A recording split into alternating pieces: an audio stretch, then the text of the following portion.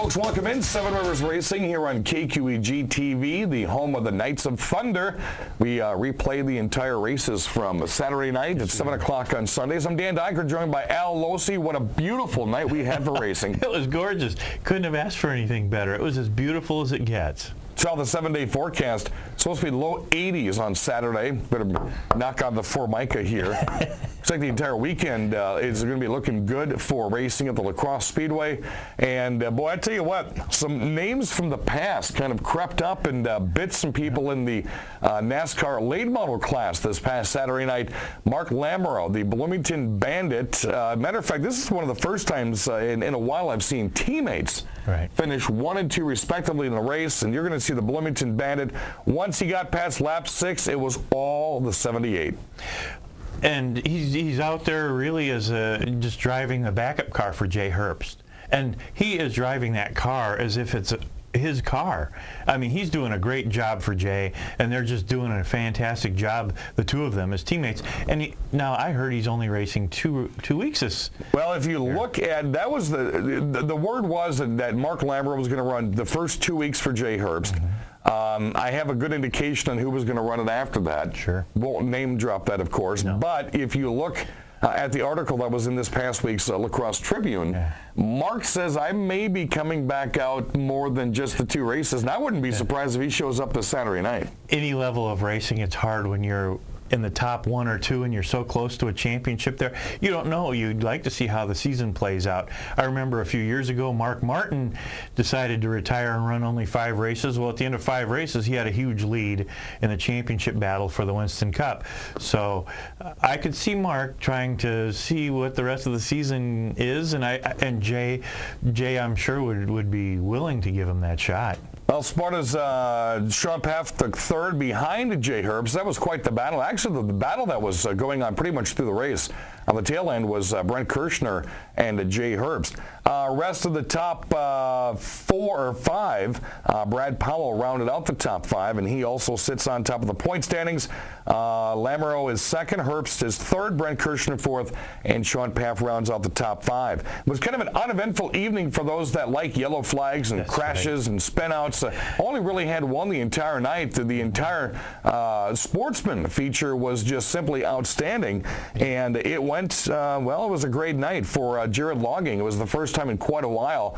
I talked to him after the races and before the races, and he's always got some kind of a problem going on that he just can't figure out. Figured it out here after he separated himself from the pack in the 15-lap feature, being chased down by Chad Rosendahl and the very fast Randy Humfeld. This was the Lucky Motorsports 79 night.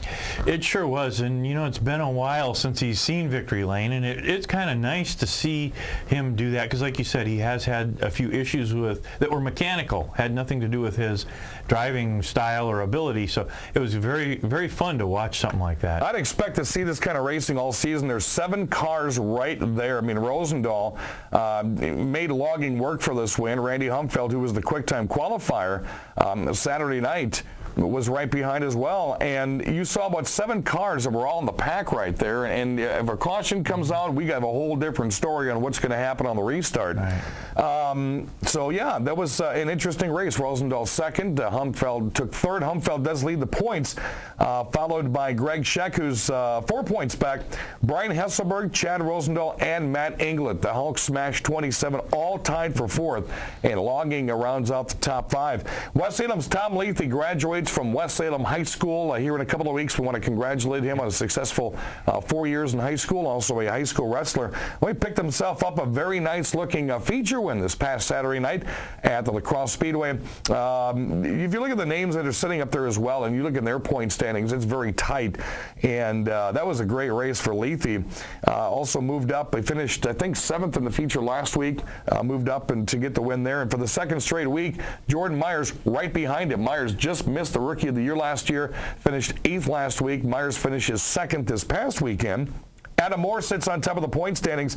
Lethe, Jason Bolster, and Dakota Miller all tied for 3rd after the successful night. Nathan White sits 3rd by himself. Jordan Myers and David Cavan are tied for 4th, while Wayne Smith rounds out the top 5. And for the Thunderstocks this year, we've had a good showing, a good car count, and some really good racing.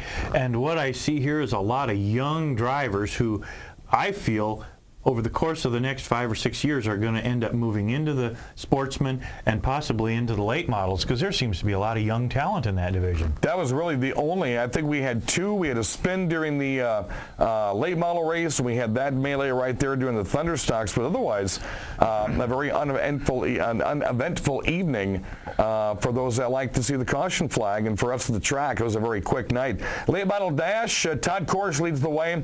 He's tied with Brent Kirshner. Adam Degenhardt and Steve Carlson tied for second. Sean Paff third. Powell fourth. Matt Henderson rounding out the top five. He's usually Lethe get the checkered flag win right there. Sportsman dash being led by Matt Inglet, followed by Randy Humpfeld, Jake Arneson, and Brian Hesselberg. Tied for fourth is Hesselberg and Scherberhorn, and Greg Scheck rounding out the top five. Thunderstock dash points.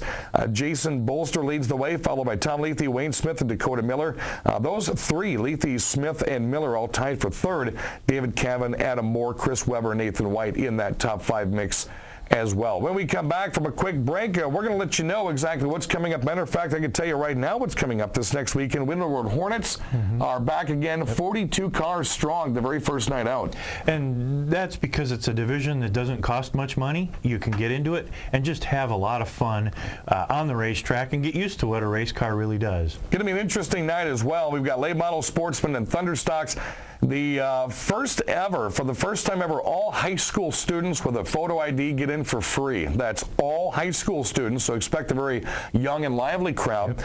They're going to be rooting on their favorite teachers. We have a teacher feature coming up this Saturday night, where hopefully we get a bunch of area high school teachers are going to come out of the science classroom. They're going to put together the math books and put down the English readings, and they're going to come out and power themselves a Hornet car or whatever car that might be provided to them around the quarter-mile track. So expect a very lively crowd inside of races coming up this week. And also, before the races start, we have pre-race kids rides. So if kids have never had a chance to hop into a Thunderstock or a Sportsman, you'll be able to do so. Coming up next, we're going to talk with one of our area Sportsman drivers, a veteran of the Crosse Speedway, and a special guest that he brought in tow with him today.